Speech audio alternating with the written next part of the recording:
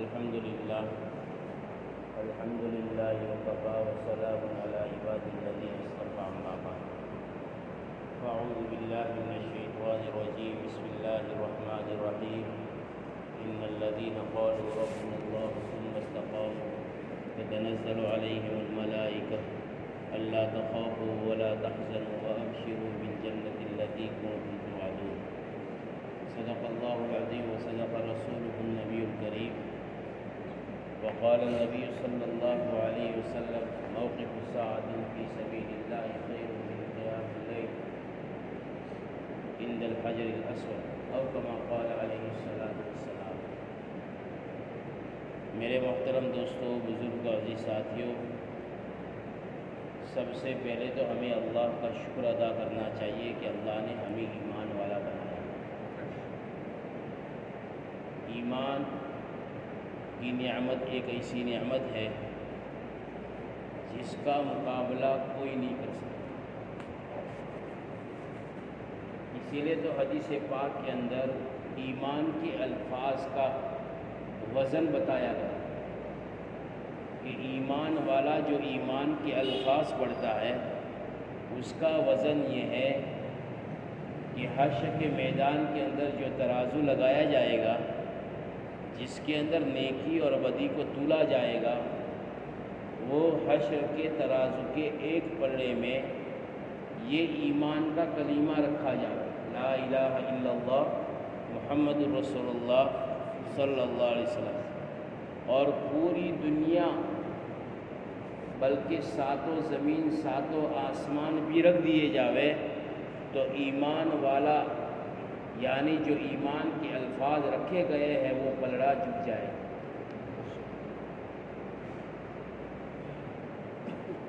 اگر وہ کلمہ اپنی حقیقت کے ساتھ ایمان والے کے اندر آ جائے تو ایمان والا بھی اس سے زیادہ قیمتی بن جائے گا۔ اور دنیا کے اندر جتنے بھی انبیاء علیہ السلام آئے، سب کو اللہ نے داعی بنایا، کسی کو عابد نہیں بنایا کہ بھئی اپنی عبادت کر لینا، جنت کو حاصل کر لینا، مجھے مان کر زندگی گزار لینا، کہا کہ نہیں، سب کو داعی بنایا۔ اور اخیر میں میرے اور آپ کے آقا تاجدار مدینہ فخر دو عالم حضرت محمد مصطفیٰ صلی اللہ علیہ وسلم کو بھی اللہ نے داعی بنا کر کے دنیا میں بھیجا۔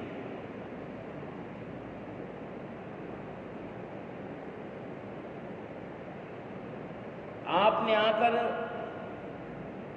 جس طرح آج کے لوگ زمین کے ٹکڑوں پر محنت کرتے ہیں، آپ نے انسانوں کے دلوں پر محنت شروع کر دی، اس لیے کہ دل جو ہے وہ انسان کے بدن کے اندر ایک سردار کی حیثیت رکھتا ہے۔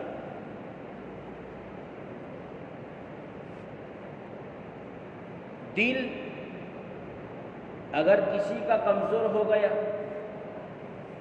یا دل کے اندر کوئی خرابی آ گئی، اللہ ہماری اور پوری امت کی حفاظت کرے، تو اس کا اثر آنکھوں پر، کانوں پر، زبان پر، ہاتھ اور پیر پر نظر آتا ہے۔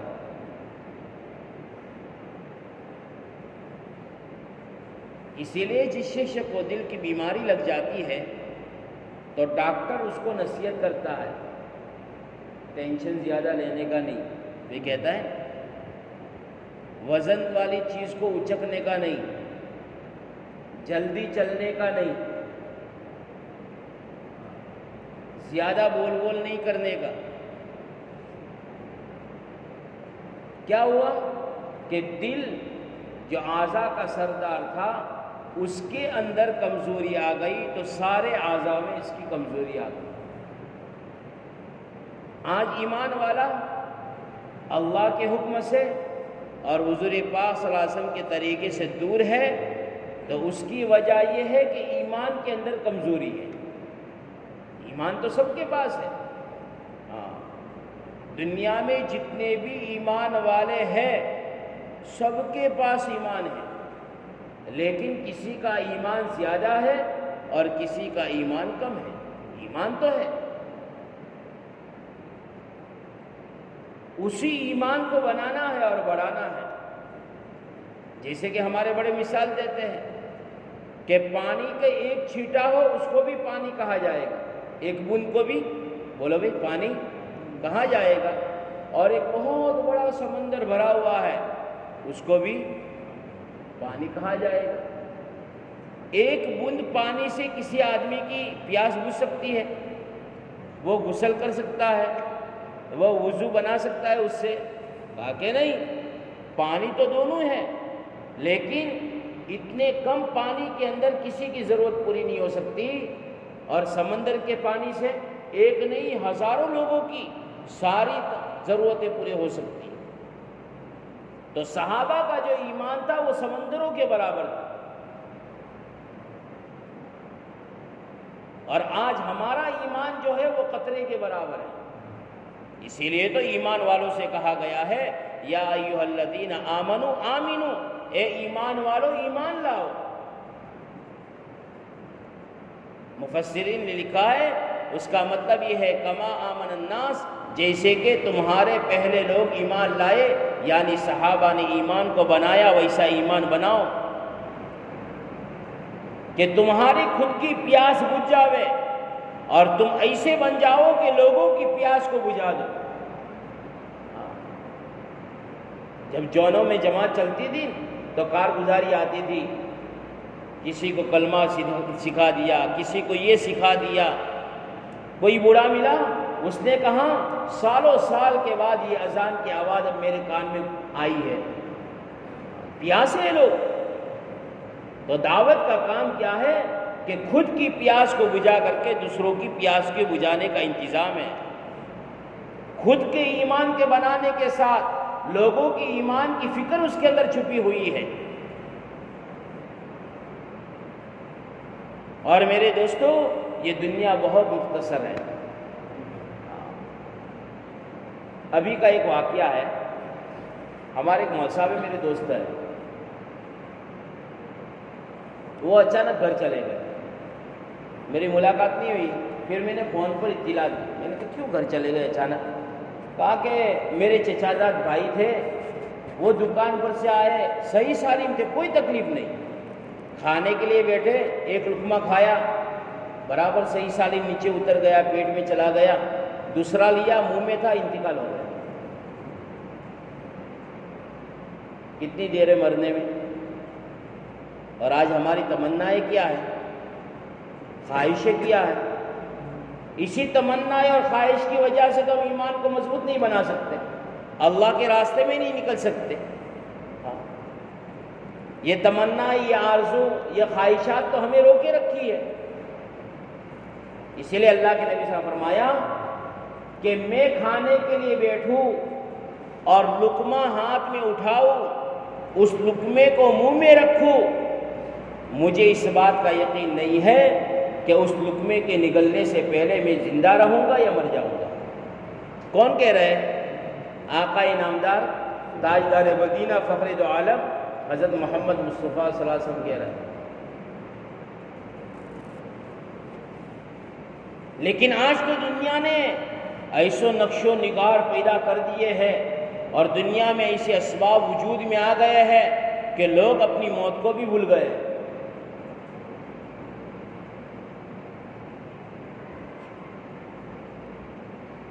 کبھی اپنی موت ہمیں یاد نہیں آتی، حالانکہ موت تو یاد کرنے کی چیز ہے۔ اللہ کے نبی صلی اللہ علیہ وسلم نے فرمایا قبرستان میں جایا کرو، اس سے دلوں کی نرمی پیدا ہوتی ہے۔ میں نے کل ہی بیان میں کہا کہ ایک بہت بڑا بنگلہ ہے، عالیشان مکان ہے، بہت سارے دروازے، بہت ساری کھڑکیاں ہیں، ہر طرح کی ضرورتیں اس میں پورا کرنے کا سامان ہے، لیکن لائٹ چلی جاتی ہے تو گھر کا مالک باہر آ جاتا ہے۔ پوچھو صاحب یہ مکان تو تم نے اپنے رہنے کے لیے بنایا تھا، سکون اور چین کے لیے بنایا تھا، آج آپ کیوں باہر ہیں؟ کہا کہ لائٹ نہیں ہے۔ اتنے بڑے مکان کے اندر اتنے سارے دروازے ہونے کے باوجود اور اتنی ساری کھڑکیاں ہونے کے باوجود او صاحب تم کو اس میں گھبراہٹ ہوتی ہے۔ وہ قبر 7x7 کا کھڈا ہے جس کے اندر نہ کھڑکی ہے نہ دروازہ ہے، اس قبر کے اندر جاؤں گے تو کیا ہوگا؟ کبھی ہم نے سوچا ہی نہیں۔ اس لیے آقا انعامدار تاجدار مدینہ فخر دو عالم حضرت محمد مصطفیٰ صلی اللہ علیہ وسلم نے کہا عقل مند شخص وہ ہے جو دنیا میں رہتے ہوئے آخرت کی تیاری کرے، موت کے بعد کی تیاری کرے۔ یوں نہیں کہا اچھی ڈگری حاصل کرے، اچھے مکان بناوے، ہاں یہ تو ضرورت کی چیز ہے، مکان ایسا بناؤ کہ ضرورت پوری ہو جاوے، شادی کرو تاکہ ضرورت پوری ہو جاوے، ہاں یہ ضرورت کی چیزیں ہیں، کھانا ضرورت کی چیز ہے، پینا ضرورت کی چیز ہے، لباس ضرورت کی چیز ہے، لیکن اصل تو دین ہے۔ اور یاد رکھو میرے دوستو، آج تک کا تجربہ ہے، اور نہ سمجھ میں آوے تو کر کے دیکھ لو، جو دین کو اپنا مقصد بناتا ہے، جو دین کو اپنا مقصد بناتا ہے اور دین کے کام کو اپنی ضرورت سمجھ کر کرتا ہے اور حاجت مند بن کر اس میں لگتا ہے، اللہ دین کی برکت سے اس کے دنیا کے کاموں کو بنا دیتے ہیں۔ ورنہ یاد رکھنا، اگر دین کو چھوڑ دیا اور دین کی محنت کو چھوڑ دیا تو یاد رکھنا مسائل میں اللہ ایسا الجھا دے گا کہ ان مسائل سے نکل نہیں سکیں گے۔ یہ محنت ایسے تھوڑی آئی ہے، کتنی ساری قربانیاں لگی ہے۔ امام حسن اور حسین رضی اللہ تعالیٰ عنہ، ان کے ابا حضرت علی رضی اللہ تعالیٰ عنہ، ان کی امی حضرت فاطمہ رضی اللہ تعالیٰ عنہا، اللہ کے نبی حضرت فاطمہ سے کہہ رہے فاطمہ اعملی اعملی وانقذی نفسک عن النار لا ينفعک ان اباک نبی۔ اے فاطمہ اس بھرم میں، اس وہم میں مت رہنا کہ تو کل قیامت کے دن اللہ کے سامنے کھڑی ہو جاوے اور یوں کہے کہ اللہ میں نے نہ نماز پڑھی ہے، کچھ بھی نہیں کیا، بس ایک رشتہ ہے کہ میں تمہارے پیارے محبوب کی بیٹی ہوں، مجھے معاف کر دو۔ فاطمہ یہ بات وہاں پر نہیں چلے گی۔ کون ہے فاطمہ؟ کہ آقا انعامدار تاجدار مدینہ فخر دو عالم حضرت محمد صلی اللہ علیہ وسلم کے کانوں میں رونے کی آواز آئی، آپ نے اس آواز کی طرف چلنا شروع کیا۔ تھوڑے دور چلے تھے کہ دیکھا یہ تو میری فاطمہ کے گھر سے رونے کی آواز آ رہی ہے۔ دروازہ کھٹکھٹایا، اندر سے آواز آئی، کون؟ کہا کہ اللہ کے نبی صلی اللہ علیہ وسلم، تیرے ابا جان تیرے گھر کے دروازے پر کھڑے ہیں، فاطمہ اجازت ہے اندر آ جاؤ۔ آج تک دھڑام لے کے گھر میں گھس جاتا ہے۔ پردہ کیا چیز ہے وہ پتہ نہیں، نہ عورتوں کو پتہ ہے نہ مردوں کو پتہ ہے۔ ہاں شرم و حیا دنیا سے ختم ہو گئی۔ ہاں بلکہ آج بچوں کو بھی، اچھے اچھے لوگوں کو میں نے دیکھا آدھے کپڑے پہناتے ہیں، چڈیاں پہناتے ہیں پہناتے ہیں۔ ایک ہمارا ساتھی تھا، جی بورڈ کے اندر کام کرتا ہے مہسانہ کا، وہ اپنے بچوں کو مجھ سے ملانے کے لیے آیا تو اس کے کپڑے ادھر تھے۔ میں نے کہا کیا پہن کے لے آیا؟ ابھی سے تو پورے کپڑے پہنا تو ان کے اندر شرم و حیا آئے گی، ورنہ یہ ننگے پھریں گے۔ ہاں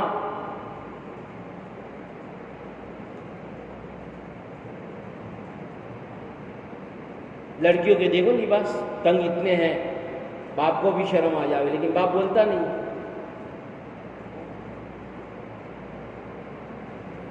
حضرت فاطمہ رضی اللہ تعالیٰ عنہ کا پردہ کہ جنت میں جائے گی، فرشتہ اعلان کرے گا، سب اپنی نظروں کو جھکا دو۔ پوچھا جائے گا کیوں؟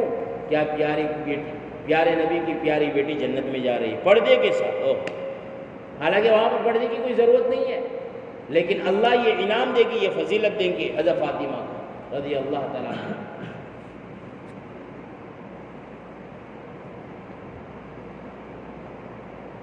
شاید آپ کے ساتھ حضرت زید رضی اللہ تعالیٰ عنہ تھے، گھر کے اندر داخل ہوئے، حسن رو رہے تھے، اٹھایا، منہ میں زبان مبارک منہ میں دی، چوستا ہوا سو گئے۔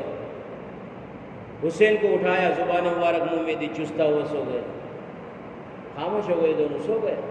نبی کی زبان مبارک کس کو نصیب ہو کہ لعاب جس کو لگا دیتے تھے وہ آنکھیں ٹھیک ہو جاتی۔ ایک صحابی کہتے ہیں ایک جنگ کے اندر میری آنکھ پوری بار آ گئی، میں اللہ کے نبی صلی اللہ علیہ وسلم کے پاس لے کے گیا، اللہ کے نبی نے اپنے ہاتھوں سے وہاں پر فٹ کر دی اور اپنا لعاب مبارک یعنی تھوک مبارک لگایا، وہ آنکھ اس آنکھ سے بھی اچھی آ گئی۔ نبی تھے میرے دوست۔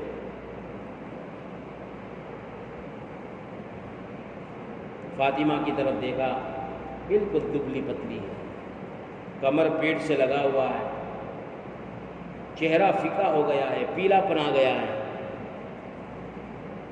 ہونٹ بالکل خشک نظر آ رہے ہیں۔ بیٹی اور باپ کی نظر ملی تو دونوں رونے لگے۔ پیارے نبی نے اپنے گلے سے لگایا، کہا کہ فاطمہ کیوں روتی ہے؟ کہا کہ ابا جان گھر میں فاقے ہیں۔ آج تو ہم نے کبھی فاقہ دیکھا نہیں، اتنے سارے گناہ کرنے کے باوجود۔ ہاں ہم کہتے ہیں مسلمان مظلوم ہے، ارے ہم ظالم ہیں، ہم نے ہمارے نفسوں پر ظلم کیا ہے۔ نماز نہ پڑھنا یہ ظلم ہے، شریعت اور دین پر نہ چلنا یہ ظلم ہے، اللہ کے حکموں پر زندگی نہ گزارنا یہ ظلم ہے۔ اس لیے تو کہا کہ ربنا ظلمنا انفسنا وَإِن لَّمْ تَغْفِرْ لَنَا وَتَرْحَمْنَا لَنَكُونَنَّ مِنَ الْخَاسِرِينَ، یہ دعا پڑھا کر۔ کہا کہ ابا پھاکے ہیں، دودھ خشک ہو چکا ہے چھاتی کا میری، کیسے دودھ پلاؤ ان بچوں کو؟ پھاکوں کی وجہ سے روٹی کے ٹکڑے نہیں ہے گھر میں، کیا کھلاؤ؟ اچھا اللہ کے نبی نے یہ کہا کہ میں علی کو بلاتا ہوں کہ گھر میں خبر رکھو۔ آج تو کوئی اللہ کے راستے میں جاتا ہوں تو لوگ کہتے ہیں اے چو ہڑے ہو کہ چالی دیو، گھر منہ تو ہم پڑھ پہنے، جانے والے کو لوگ روکتے ہیں۔ حالانکہ مدد کرنی چاہیے، بھائی تو جا، تیرے گھر کا کوئی کام کاج ہو تو ہمیں کہیو، انشاءاللہ ہم کریں گے، ہاتھ پیر بن جاؤ جانے والے، ہاں بہت بڑا ثواب ملے گا، بہت بڑی نیکی ہے۔ کسی کو اللہ کے راستے میں جانے کے لیے تیار کرنا، ہماری عبادتیں قبول ہوئی کہ نہیں ہوئی، لیکن اگر وہ بن کے آ گیا، اس کی زندگی کی ساری عبادتیں مقبول ہمارے نام اعمال میں لکھی جائے گی۔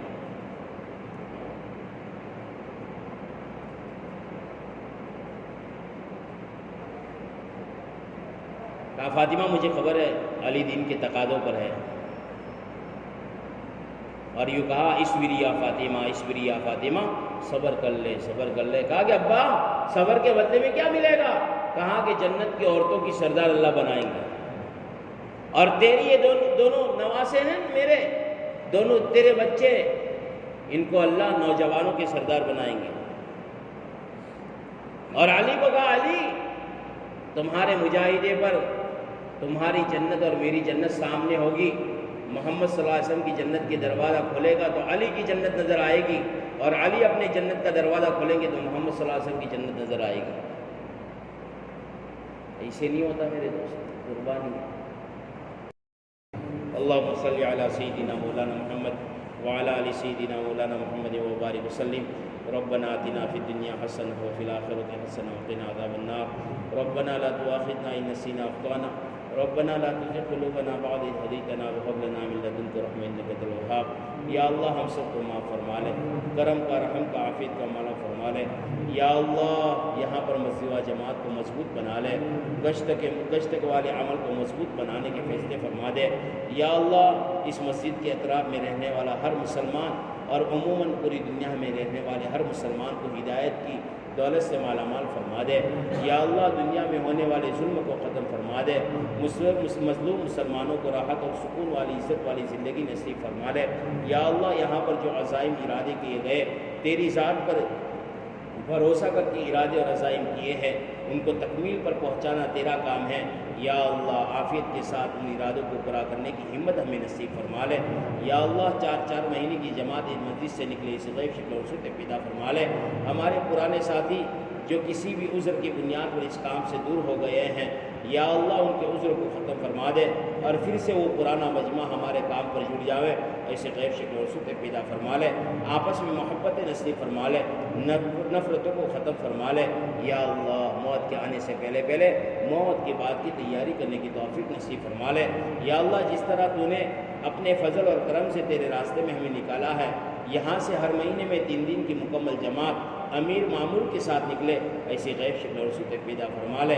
یا اللہ یا اللہ یا اللہ جو ہم سے محبت کرتے ہیں، جو آنے والی جماعتوں کو محبت کی نظروں سے دیکھتے ہیں، یا اللہ ان کی جائز تمناؤں کو پوری فرما دے، ان کی جائز تمناؤں کو پوری فرما دے۔ یا اللہ ہمیں حج مبرور، حج مقبول نصیب فرما دے، ہماری اولادوں کو نصیب فرما دے، ہمارے گھر والوں کو نصیب فرما دے، پوری امت کے ایک فرد کو نصیب فرما لے۔